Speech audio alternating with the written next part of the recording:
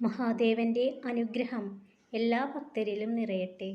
ഭക്തരെ ചേർത്ത് പിടിക്കാൻ നല്ലൊരു സ്നേഹമുണ്ടെങ്കിൽ, ആശ്വാസവാക്കുണ്ടെങ്കിൽ, തീരാവുന്ന ഒരുപാട് സങ്കടങ്ങളുണ്ടാകും എല്ലാവരുടെയും ജീവിതത്തിൽ.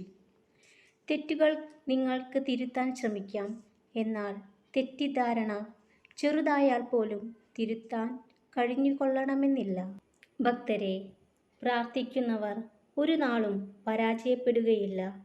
അവരുടെ ജയത്തെ തടയുവാൻ ആർക്കും കഴിയുകയുമില്ല. കാരണം അവരുടെ കൂടെ നിഴൽ പോലെ ദൈവമുണ്ട്.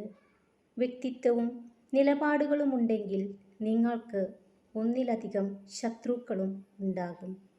ശക്തനായ ശത്രുവിനെ തിരിച്ചറിഞ്ഞാൽ നിങ്ങൾ ജയിച്ചെന്ന് വരാം.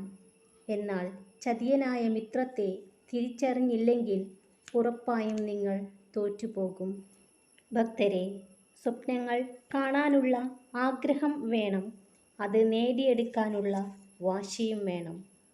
100 തവണ നിങ്ങൾ അവരെ സഹായിച്ചു നോക്കൂ, അവരത് മറക്കും. എന്നാൽ ഒരു പ്രാവശ്യം അവരെ സഹായിക്കാതിരിക്കൂ, അവർ അത് എപ്പോഴും ഓർത്തു വയ്ക്കും.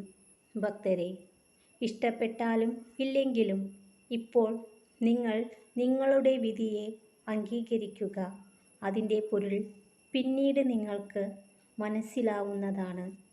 സാഹചര്യങ്ങൾ, സമയം, ആളുകൾ, ഈ 3 കാര്യങ്ങൾ പുസ്തകത്തേക്കാൾ നന്നായി വലിയ പാഠങ്ങൾ പഠിപ്പിക്കും.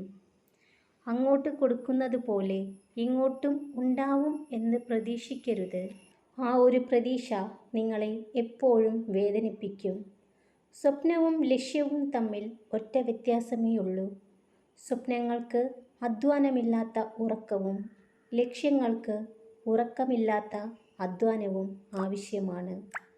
സന്തോഷിക്കാൻ ഒരുപാട് കാരണങ്ങൾ നിങ്ങൾക്ക് ചുറ്റുമുണ്ടെങ്കിലും മനസ്സിനെ വിഷമിപ്പിക്കുന്ന ആ ഒരു കാര്യത്തിലാവും നിങ്ങളുടെ ശ്രദ്ധ മുഴുവൻ. അവസാനം അത് മാത്രമോർത്ത് ഉള്ള സന്തോഷവും ഇല്ലാതാവും. ഒരു നിമിഷം കൊണ്ട് തീരാവുന്ന പല കാര്യങ്ങളും ആജീവനാന്ത പ്രശ്നങ്ങളാകുന്നത് നിങ്ങളുടെ ചില വാക്കുകളുടെ പ്രയോഗം മൂലമാണ്. ഒരു നിശ്ചിത കാലയളവിനുമപ്പുറം ഒരാൾക്ക് പ്രിയപ്പെട്ടതായി ഇരിക്കുക എന്നാൽ വിപ്ലവം തന്നെയാണ്. സ്വന്തം സന്തോഷത്തിനു വേണ്ടി മറ്റൊരാളുടെ ജീവിതം ഇല്ലാതാക്കരുത്. തകർന്നു പോയ മനസ്സിന് ഒരിക്കലും പഴയതുപോലെ ആകാൻ പറ്റില്ല. ഒരു പരിധി കഴിഞ്ഞാൽ സ്നേഹവും ചിലർക്കൊക്കെ ബാധ്യതയായിത്തീരും. എല്ലാ ഭക്തരും സന്തോഷത്തോടു കൂടിയിരിക്കുക. മഹാദേവന്റെ അനുഗ്രഹം എല്ലാ ഭക്തരിലും നിറയട്ടെ. ഓം നമഃ ശിവായ.